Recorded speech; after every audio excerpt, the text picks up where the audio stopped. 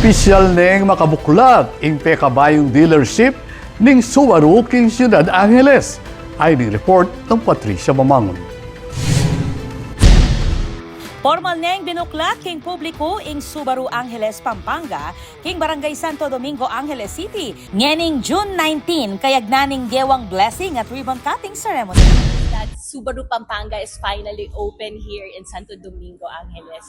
And we welcome everyone who are, especially those car enthusiasts who understand good cars and automobiles. Please come here and visit us. Binida king grand opening yung pagmaragula cross-trek at sporty na BRZ na makasadya ng i-test drive dareng car enthusiast.